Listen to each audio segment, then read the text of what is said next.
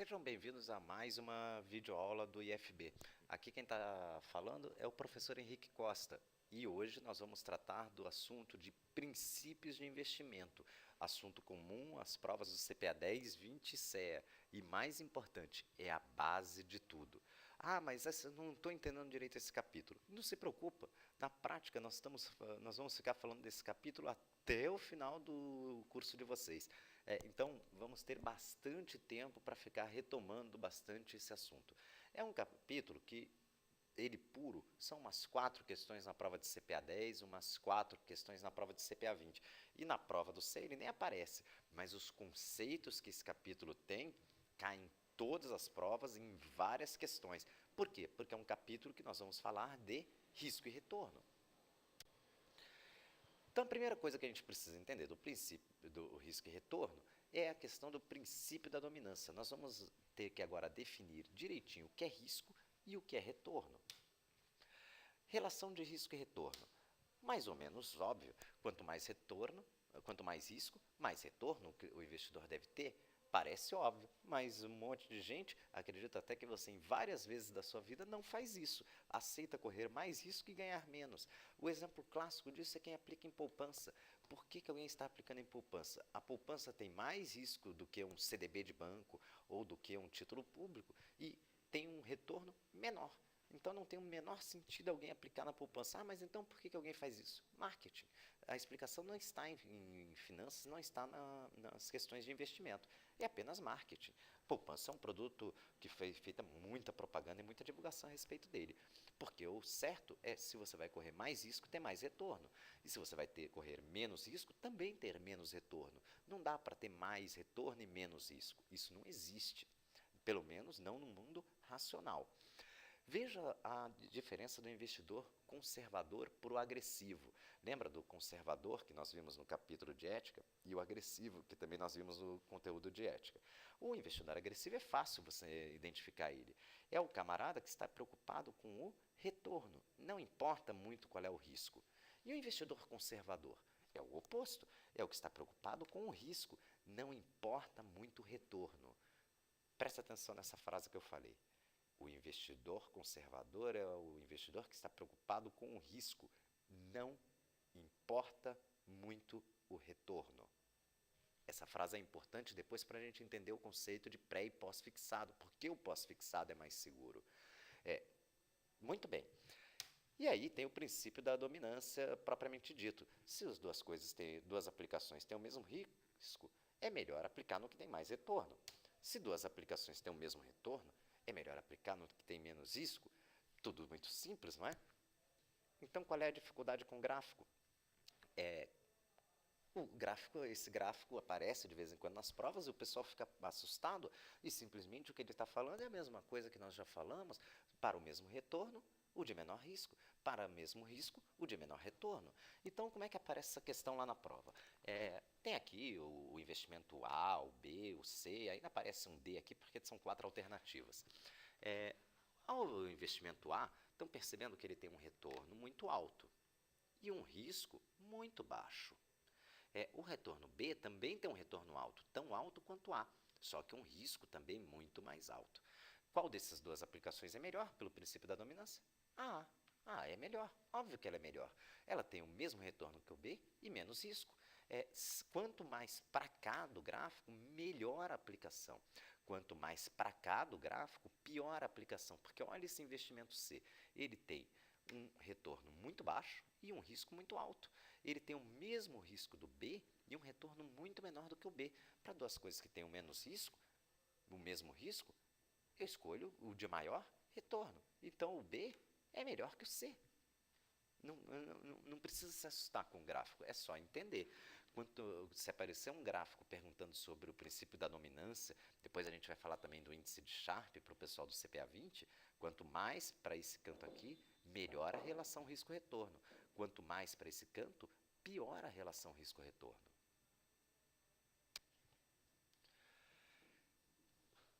Vamos então começar definindo o que é o retorno. Primeiro que retorno é eu simplesmente dizer que eu ganhei 10% não quer dizer nada. Por quê? Porque eu tenho que comparar com alguma coisa. Com o quê? Com o mercado. Se eu ganhei 10% e o mercado ganhou 8%, foi bom. Se eu ganhei 10% e o mercado ganhou 15%, foi ruim. Então, eu preciso comparar com o mercado. Esses índices de comparação com o mercado é o que a gente chama de benchmark. Quando eu faço uma aplicação na renda fixa pós-fixada, o meu grande benchmark é a taxa DI. Pode também se usar Selic, tem ainda outras, tem a TBF, mas o mais normal é se usar a taxa DI. Fez uma aplicação pós-fixada, o seu benchmark, o seu índice de comparação é a taxa DI. Ganhei 80% DI, 90% DI, 200% DI. Você compara com o DI. Quando a renda fixa é pré-fixada, se usa, a maioria dos investidores usa também a taxa DI, mas é uma utilização errônea. Por quê? Porque quando a taxa DI sobe, o pré-fixado cai. A gente já falou disso lá na minha introdução. Quando o juro sobe, o pré-fixado cai. Aí, quando o DI sobe, o pré-fixado cai. Fica uma conversa de maluco. Está comparando laranja com banana. Não faz o menor sentido. Renda fixa pré-fixada deve se comparar com os IMAs. Esses IMAs foram criados pela Ambima, para ajudar a ver se a rentabilidade do pré-fixado foi boa ou ruim. Não importa se ele é B, C, D, 5 mais, 5 menos, 2 mais, 2 menos, tem mais de 50 índices de mercado Ambima, IMAs. Não precisa decorar o que é cada um. Via o IMA é uma renda fixa pré-fixada. E na renda variável, os benchmarks são o Ibovespa e o BRX. Não adianta nada eu falar que a taxa DI foi 10% e eu ganhei 20% na bolsa, mas o nível de risco é muito diferente. Tem que comparar laranja com laranja. Na renda variável, eu uso o Ibovespa. Pode usar outros, IBRX 50, o mais normal é usar o Ibovespa. E se a aplicação é cambial, se usa a Petax. Muito bem, rentabilidade passada não é igual à rentabilidade futura. A gente fala isso no dia a dia, até os fundos costumam ter isso. É importante só conceituar que rentabilidade passada ela é chamada de rentabilidade observada. E rentabilidade esperada é a rentabilidade do futuro. E, finalmente, o conceito de pré e pós-fixado. O conceito de pré-fixado está ligado com uma rentabilidade absoluta. Desse jeito assim. Repara que existe uma taxa percentual e um prazo. 0,8% ao mês. Esse AM é ao mês, é um prazo. Quanto é que rendeu esse CDB? 0,8% ao mês. Ou seja, em cada mês ele rendeu 0,8%. Podia ser 1%, 2%, 10%, 1000%.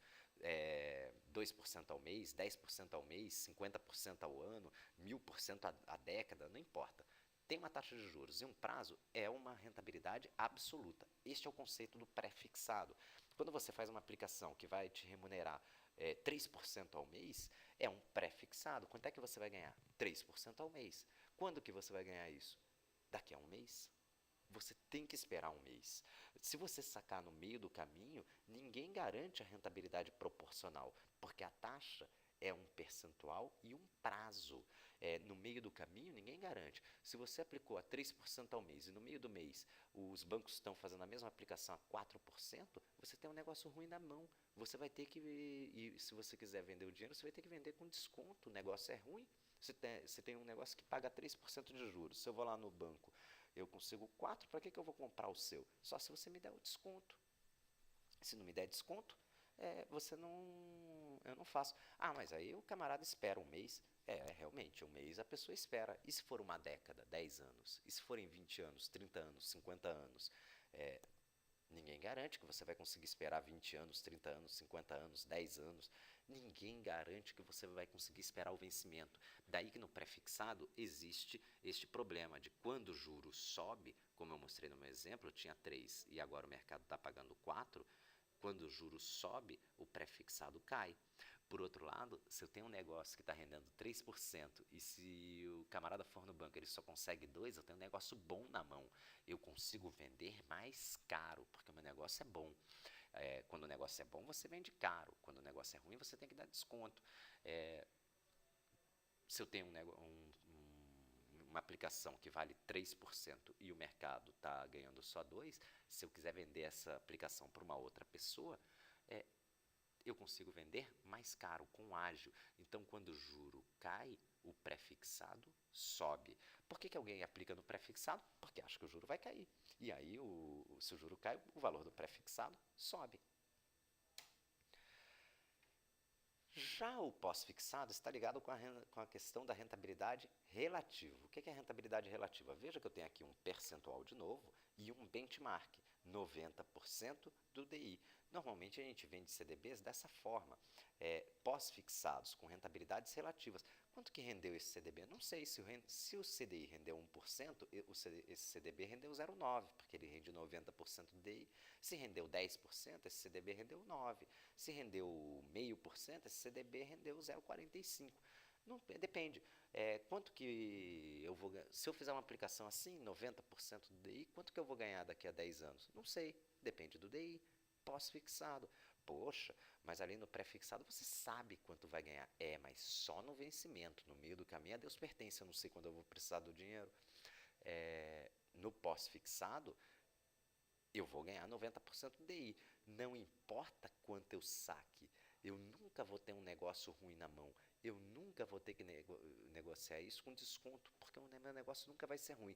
Por outro lado, nunca vai ser bom. Vai ser sempre um percentual do mercado, um percentual do benchmark. Então, sempre vai valer a mesma coisa. Quanto que eu vou ganhar daqui a um ano? 90% do DI. E se eu resgatar daqui a 2 anos? 90% do DI. E daqui a 10, 90% do DI. Sempre 90% do DI. É pós-fixado. Eu não sei quanto eu vou ganhar. O que eu sei é que eu sempre vou ganhar. Não preciso esperar até o final. Eu posso ganhar os 90% do DI e não importa. Se eu ficar aplicado um dia, eu ganho 90% do DI de um dia. Esse é o conceito do pós. Ah, mas eu prefiro o pré, porque você não é conservador. Por isso que você prefere o pré. Mas lembra do conceito do conservador que eu falei lá no primeiro slide desse capítulo. Eu pedi para vocês prestarem atenção. O que é o investidor conservador? É aquele que está preocupado com o risco, não com o retorno. Então, esse camarada aqui, ele não sabe quanto ele vai ganhar, mas ele tem uma certeza que ele não vai perder. Bom, vamos agora falar de risco, né? O capítulo é sobre risco e retorno. Então, o primeiro conceito que você tem que entender de risco é que o risco não é perder. O risco é você não ganhar o que você esperava. Dá uma olhada nessas duas aplicações. Essa linha vermelha é o benchmark, essa linha azul é a minha aplicação. Veja que nos dois eu ganhei, só que eu ganhei bem menos na linha azul. Na vermelha eu ganhei o benchmark deu bem acima. Eu deveria ter ganho isso, mas eu só ganhei isso. Isso aqui é o que eu deixei de ganhar. Também é um risco. Eu não recebi o que eu esperava receber. Eu esperava receber o benchmark, recebi menos. Risco está muito ligado com a incerteza. Quanto que vai ser a taxa de juros Selic amanhã? Tem uma boa chance de acertar, deve bater a meta. E daqui a 10 anos? Aí já tem um pouco mais de incerteza, vai mudar a meta. Aliás, a taxa Selic pode estar 5, pode estar 20, pode estar 2, pode estar 50, vai saber. E daqui a 50 anos? Eu não sei nem se tem taxa Selic. Quanto mais tempo tem, quanto maior o prazo, maior o risco. Daí que se o juro sobe, o pré-fixado cai. E se o prazo é maior, cai mais. Por quê? Porque o futuro é mais incerto.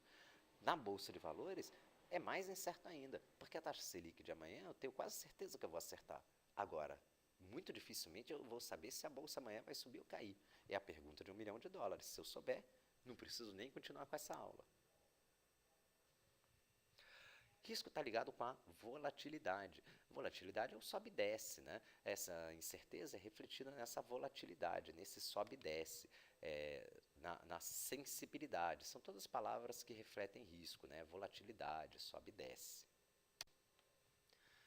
Existem 3 tipos de risco: o risco de liquidez, mercado e crédito. Vamos ver os 3 então. O que é o risco de liquidez? Risco de liquidez é simples, é vender um título rapidamente pelo valor justo. Um apartamento. Você tem um apartamento, vale 300 mil. Se você quiser vender porque está precisando do dinheiro, consegue vender hoje? Bom, por 300 mil, não. Se você colocar por 100 mil, talvez você consiga achar um comprador. Mas aí você não colocou o valor justo, você colocou bem abaixo, você perdeu aí 200 mil por causa do risco de liquidez. Mas você tem essas duas alternativas. Torra por 100 mil, porque é capaz de aparecer um comprador, ou põe para vender por 300 mil. Vai levar aí 6 meses, um ano, para você achar um comprador por seu imóvel. O risco de liquidez é muito comum, muito presente no mercado de bolsa de valores. Veja só essa tela de um home broker, que é a ferramenta de negociação que as corretoras usam para negociações. Veja que a ação aqui do Itaú está R$ 11,51, é o preço justo, é o preço de mercado dessa ação. Mas a melhor oferta está em R$ 11,50, essa é a melhor oferta que você tem agora. Você tem duas opções, põe para vender por R$ 11,51 e espera aparecer um comprador, ou põe para ou torra, aceita a melhor oferta e vende por R$ 11,50. Vai perder um centavo. Ah, Henrique, mas é só um centavo. É só um centavo. É um risco de liquidez baixo, mas você perdesse um centavo por causa do risco de liquidez. Vamos olhar aqui a Petrobras. A Petrobras sempre anda com um risco de mercado muito elevado, mas o risco de liquidez é baixo. Ó. O preço dela nesse dia aqui estava em R$ 22,90. A melhor oferta, R$ 22,90. Então, se você quiser vender agora, nesse momento, você vai conseguir pegar exatamente o preço de mercado. Um risco de liquidez muito baixo. Bem diferente da ação da Mendes Júnior. Veja só, o preço de mercado dela está em R$ 43,00. Mas a melhor oferta que você tem hoje está em R$ 40,75. Percebe que você está perdendo aqui R$ 2,25 se você quiser vender agora nesse momento, porque aqui você tem duas opções. Ou você põe para vender pelo preço de mercado, põe na pedra, como a gente faz, pelo preço de mercado, a R$ 43,00, e espera aparecer um comprador. Vai levar uma semana. Ou você põe para vender por R$ 40,75. Vai perder R$ 2,25, mas a melhor oferta que você tem agora perdeu R$ 2,00. Note que R$ 2,00 é 5%. Já o risco de crédito está ligado com a questão do calote. Ele é presente apenas na renda fixa. Por quê? Porque a ação não tem risco de crédito, não faz sentido. Você é o sócio da empresa, como é que você dá um calote em você mesmo? Isso não tem o menor sentido. Então, o risco de crédito tem a ver só com dívidas, com alguém que está te devendo o dinheiro. Ligado com inadimplência. Por conceito, o governo é o melhor pagador da economia. É o menor risco de crédito. É o que a gente chama de risco soberano. É o menor risco de crédito que se tem. O risco soberano, o risco do governo federal deixar de pagar. Deste modo, a taxa Selic. Por conceito também, esse é o melhor pagador do mundo. Os Estados Unidos, por serem a maior economia do mundo e por serem os donos da máquina de fazer dólar, capaz de pagar inclusive a dívida externa, são o melhor pagador do mundo. Por isso, eles têm o menor risco de crédito do mundo. É o que a gente chama muitas vezes de taxa livre de risco, a taxa de juros dos Estados Unidos. Os CDBs de grande banco também têm risco de crédito baixo. Muito difícil, os bancos têm muito dinheiro. Esses 5 bancos hoje concentram 85% do dinheiro em circulação do Brasil. É muita coisa. Muito dificilmente um banco desses vai dar um calote, vai ter um problema de dar um calote, porque eles têm muito dinheiro. Já os bancos de pequeno porte e as empresas que emitem debêntures e notas promissórias já têm um risco de crédito mais elevado. Repara que você vai aumentando. E, por fim, as pessoas físicas e pequenas empresas. Essas aí são o maior risco de crédito da economia. O risco de crédito, tanto de país, quanto de banco, quanto de empresa, normalmente é medido por agências de rating. Essas 3 que estão aí aparecendo no slide são as mais famosas do mundo, a Fitch, Standard & Poor's e Moody's. Mas temos umas aqui também no Brasil, a mais conhecida delas, a Serasa. Só que os bancos de grande porte também podem atuar como agência de rating, ou seja, eles podem eles mesmos darem notas de crédito para os seus clientes. Os bancos de pequeno porte não podem fazer isso, mas os bancos grandes podem. E as notas das agências de rating são feitas assim. O A é sempre o melhor pagador, o B é um pouco pior, o C é pior, o D é pior, o E é pior e assim por diante. Às vezes tem coisa aqui no meio, tem o AA+, BB+, BB-, CCA+, mas são todas subdivisões da mesma coisa. A letra A significa que esse cliente aqui tem 0,5% de chance de dar inadimplência. a B 1%, a C 3%. Não precisa decorar nada disso, mas de curiosidade para saber como é que funciona. E as agências de rate dividem aí as notas em 3 níveis. O grau de investimento, que são o que elas consideram bons pagadores. O grau especulativo, que é o que a agência de rating considera que tem muito risco de dar calote. E o default, que é efetivamente as empresas, países, bancos que efetivamente já deram o calote. Finalmente chegamos no risco de mercado. E eu gosto muito de uma definição de risco de mercado. O que é o risco de mercado? Bom, se não é risco de crédito e não é risco de liquidez, é risco de mercado. E isso é uma verdade. Por quê? Porque o risco de crédito é fácil você identificar, é alguém que deu calote. E o risco de liquidez é fácil de você identificar, a pessoa não está conseguindo vender. Se não é nenhuma coisa nem outra, é risco de mercado. Simples. E a maioria das questões está relacionada com risco de mercado. Se você tiver em dúvida, marca risco de mercado. Por quê? Porque o risco de mercado, o aluno às vezes não consegue identificar, mas o risco de crédito de liquidez você vai identificar fácil na prova. Se você está em dúvida, provavelmente é por causa de risco, porque o risco é de mercado. Então vamos lá. O que é o risco de mercado? Ele tem duas partes, uma sistemática e uma não sistemática. Vamos começar falando da sistemática, ou seja, que afeta todo mundo. Então esse risco de mercado afeta as ações, o mercado de renda variável, e afeta também as aplicações de renda fixa pré-fixadas, taxa de juros. Se o juro sobe, o pré-fixado cai. Risco de mercado. Então esse risco que eu estou sempre falando, se o juro sobe, o pré-fixado cai, é um risco de mercado. A taxa de juros é um dos riscos de mercado sistemático, afeta todos. Uns mais e outros menos, mas todos serão afetados. Outra é a questão do dólar. Quando o dólar sobe ou cai, todo mundo é afetado. Outra é a questão da inflação. Quando a inflação sobe, todo mundo é afetado. Até o pós-fixado pode ser afetado se a inflação subir.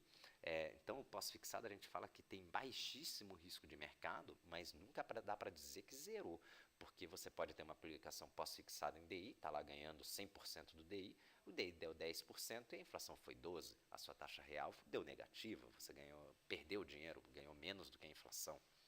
Então, mesmo pós-fixado pode ter risco de mercado, apesar de ser um risco de mercado muito baixo. O pré-fixado já tem um risco de mercado mais alto, porque ele sofre tanto com a inflação quanto com a taxa de juros. E as ações sofrem com tudo isso aqui, câmbio, taxa de juros, inflação e crise.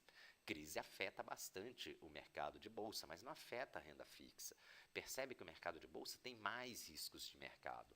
Enquanto a renda fixa pós-fixada basicamente só tem risco na inflação e a pré-fixada tem risco de com a inflação e com a taxa de juros, dois riscos de mercado, o mercado de bolsa já sofre também com câmbio e com crise. Além disso, você deve observar que o mercado analisa o risco de mercado pela sua volatilidade.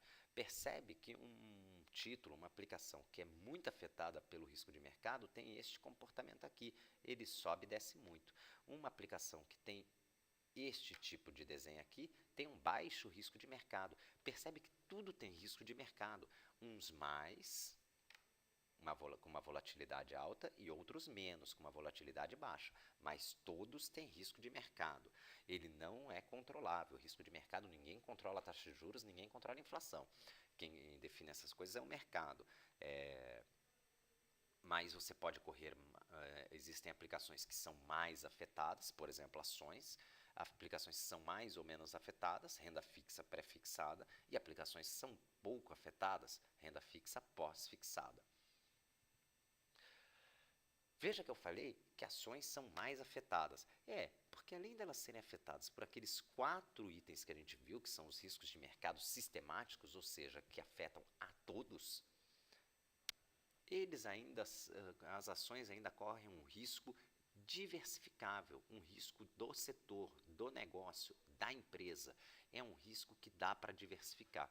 Por exemplo, no exemplo aqui, se você tem ações da Gol, e a Gol vai mal porque planejou errado, porque comprou avião que não era bom, porque o mercado de aviação fica ruim, você perdeu tudo. Você aplicou numa empresa que foi mal. Se você comprar só ações de empresas aéreas, apesar que nesse desenho boa parte dela já não existe mais, mas é assim, veja o tamanho do risco de companhia aérea, né? Mas se você comprar ações de companhia aérea e acontecer um negócio desse, alta do petróleo, o petróleo afeta demais o lucro das companhias aéreas. Se o petróleo subir, as companhias aéreas vão ter prejuízo. E se você só tem ação de companhia aérea, perdeu. Eu sempre dou exemplo nas minhas aulas de um colega meu que fez um monte de aplicação em empresa de educação, dizendo que educação é o futuro do Brasil. Não vou discordar, concordo. O caso é que um belo dia o governo deu uma canetada e praticamente cortou o FIES. As faculdades começaram a ir muito mal e as ações das faculdades despencaram. Comprar ações de um setor só é muito arriscado. Por quê? Porque você está correndo um risco daquele setor. Mas esse risco pode ser, uma parte do risco de mercado que pode ser diversificado. Como? Comprando ação de vários setores. Se você comprar ação de vários setores, o seu risco de mercado em ações vai caindo. Se você tem ação de um setor só, o seu risco de mercado está nesse nível aqui, altíssimo. Se você tiver de 2, está nesse, de 3 está nesse, assim vai indo. Mas repara que tem um ponto que nunca baixa. Por quê? Porque tem a parte do risco de mercado que é sistemático, especialmente crise. Crise afeta todos, uns mais, outros menos, mas todos são afetados. Não adianta, a diversificação te ajuda a reduzir o risco de mercado, mas só a parte diversificável. A parte sistemática não tem como fugir. Você pode optar por estar mais exposto ou menos exposto ao risco de mercado sistemático, mas sempre vai correr. Pior ainda, quando você compra ação de uma empresa só e essa empresa tem problema. O risco é imenso. A companhia aérea, de repente, pode sofrer aí com uma falha num acidente e uma má condução desse acidente posteriormente pode levar à falência da companhia aérea. E todas as empresas estão sujeitas a deixar de existir. Portanto, ações de uma empresa só é o mais arriscado que você pode fazer. O risco de mercado vai lá para cima, porque não há qualquer tipo de diversificação.